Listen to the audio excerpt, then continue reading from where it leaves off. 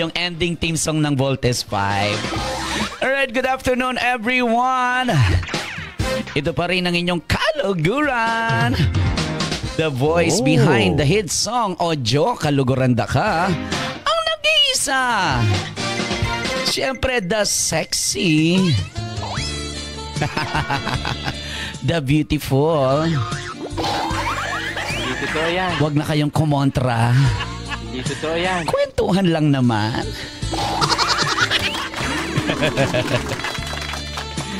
Yes. Ito pa rin ang kaluguran nyo. At syempre, ito po ang programang punong-puno ng marites. In Kapampangan, sa Paka-Indredus. Maya pagkat panapon po, Kareng Kabalenta mo Keniking Probinsyang Pampanga. Inipirin ang programa yung Chika Muna with Ara Muna. Alright, good afternoon. Nako, ang dami na nating nakasubaybay sa ating programa. Siyempre, kayo pa rin ay nakikinig sa 103.1 FM. At syempre live streaming pa rin tayo sa Newsline Central Luzon TV at live na live po tayo kaya pwede na makichika at pwede nang pa-shower out. Alright, naman na sa ating pa-shout out si Apong Mila ng Sindalan City of San Fernando. Maya pa paugtuan Apong Mila. Ayan, sabi ng Judy Ann, hello Madam Ara, amis na nakang Apong Mila. Umpisan mo na kanoing chika. Wapin! Ay, Diyos ko, Apong Mila, dakal ko chika ngeni. Lalo na rin favorite mong artista, di ba? Okay, sabi naman ni Myra Manalang, si Popsy, present na po yapo. Alright. Sabi ng Popsy Myra Manalang. Alright. Ito na po ang ating karagdagang trending chika. Oo. Itong si Idol Aramina. Diba sabi ko nga nag-trending yung isang video. Opo. Kasi alam naman natin si Idol Aramina ay hindi po masyadong showy ito sa mga personal niyang ginagawa. At ngayon po ay nabubulgar in public sa social media yung kabutihang puso ni Ms. Aramina. Na talaga namang noon pa man alam naman natin na busilak ang puso ni Ms. Aramina dahil marami po siyang natutulungang mga tao. Lalo na yung mga naboblog ngayon, no? Yung sila Deborah Son, sila yung the late Dick Israel, di ba? Yung mga, lalo na yung mga artistang wala ng trabaho ngayon. So merong kumakalat na trending at nagvo-viral na video ngayon patungkol kay Ms. Aramina. Yan. At ang video po na ito ay pumalo sa 4-point-something million viewers. Yes. Ito po yung video na kuha personal ni Nanay Lito de Guzman.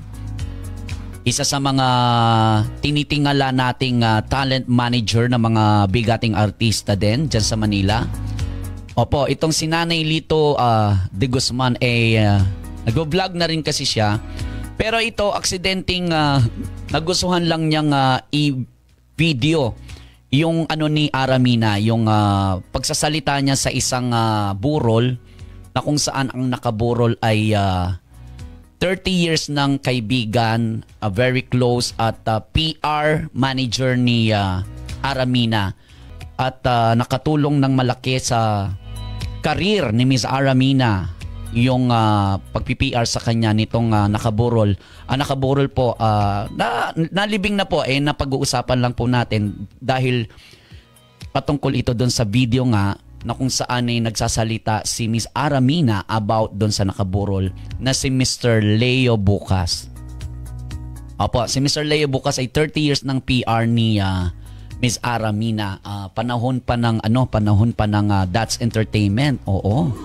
Ang tagal na, di ba? Pero ang kagandahan po nito, yung pagsasalita ni Aramina about kay Mr. Leo Bukas. Talagang marami ang naantig ang puso. Yung kinuwento niya yung paano sila nagkakilala, paano sila nagsama sa showbiz at entertainment industry, paano siya inalalayan, paano siya yung mga advices niya sa kanya para maging isang mabuti at maayos na artista na hanggang ngayon, 'di ba? Hanggang ngayon na patok pa rin ang isang Aramina. Opo, patungkol po ito doon sa video na nag-viral na in-upload ni Nanay Lito de Guzman. Hello nga pala kay Nanay Lito. Thank you so much po doon sa pag-guest nila sa akin sa Euro TV. Thank you so much Euro TV Management. At sa co-host ni Nanay Lito, si Nanay Timmy. Hello po. At sa mga staff and crew ng Euro TV. Nakapag-guest po ako sa kanila. Ito po yung naging topic namin, yung kay Aramina. And syempre nakapag-promote din po tayo. Thank you so much Nanay Lito sa guesting. Ito po ang patungkol doon sa nag-viral na video. Opo, kung mababasa po natin yung mga comment ng netizen doon sa video ni Aramina na yun na nagsasalita siya, yung kung paano niya natulungan, kung paano niya nakilala, at kung paano yung kabutihang loob ng nakaburol na si Mr. Leo Bukas sa kanya. So dito makikita rin natin yung kagandahang loob. Yan. Miss Aramina ang idol ko po. Opo. Ito yung nagustuhan ng mga netizen natin. Ayan. Sabi nga ng mga ibang nag-comment doon, meron tayong ano dito eh. May kodiko tayo. Sabi, ito yung caption ng video ni Miss Aramina na in-upload ni Nanay Lito de Guzman, isa sa mga bonggang talent manager. Si Nanay Lito de Guzman po, baka hindi nyo po naalala, siya po ang manager ng mga Baywalk Buddies. Kung nakikilala nyo yung mga Baywalk Buddies, diba? At marami pang iba.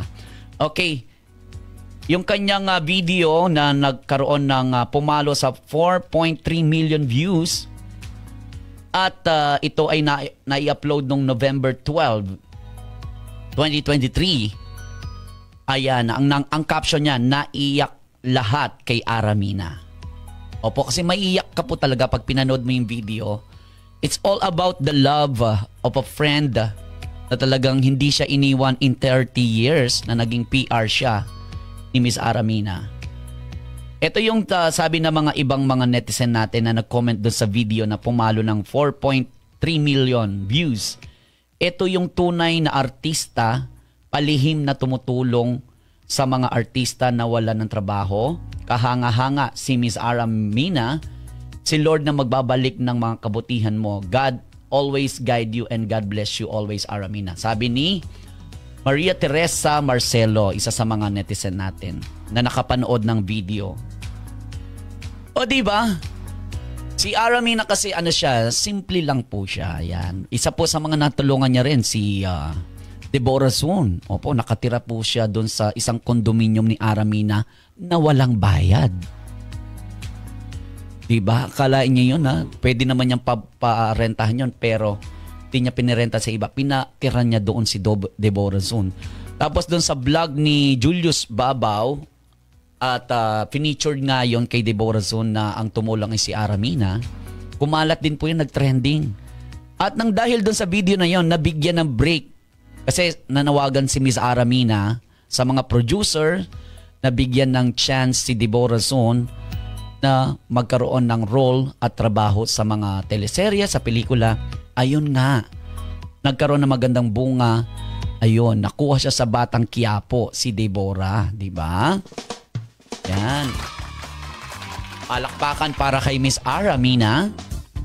Dahil sa kanya at doon sa programa ni Julius Babaw, napansin ng Batang Quiapo si Deborah Soon.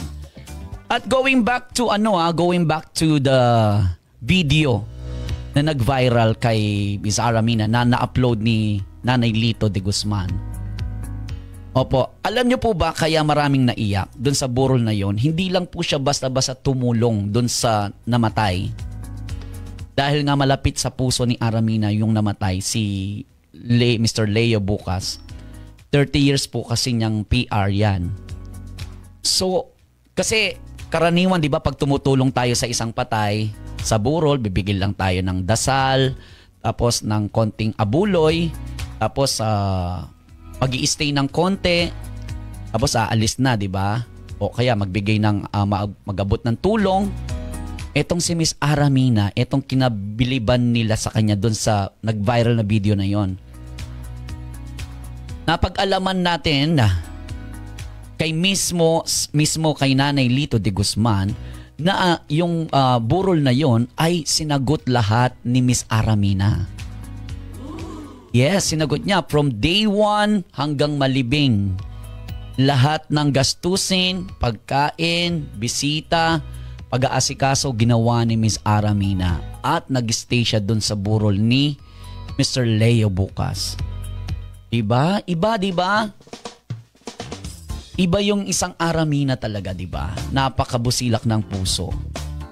Kaya yan ang kinabibiliban ngayon kay Miss Aramina na nagtitrending yung video na yon. Pwede nyo pong makita sa YouTube yan sa YouTube channel po ni Nanay Lito de Guzman at ang caption niya, naiyak lahat kay Aramina. Meron po siyang 4.3 million views. Nasa 4 na minuto lang po yung video, panoorin po ninyo. Maiiyak po talaga kayo. As in, maiiyak po talaga kayo. Opo. Charot! Charot lang. Pero ano po yun, serious, talaga nakaka-touch po yung video ni Miss Aramina na yon. Thank you kay Nanay Lito de Guzman, ang ating source sa detalyeng yan. Maraming salamat, Nanay Lito, and see you soon po sa mga iba po ninyong project sa akin. Ayan. Ay, naampun kasi ako ni inaampun ako ni Nanay Lito pag kailangan niya ako anytime. Ayan. Ng isang host, singer, comedian. Nandito ang isang araw muna. Ayan. Maraming salamat, Nanay Lito. And syempre, yan po ang ating trending additional chika to our idol, Miss Aramina.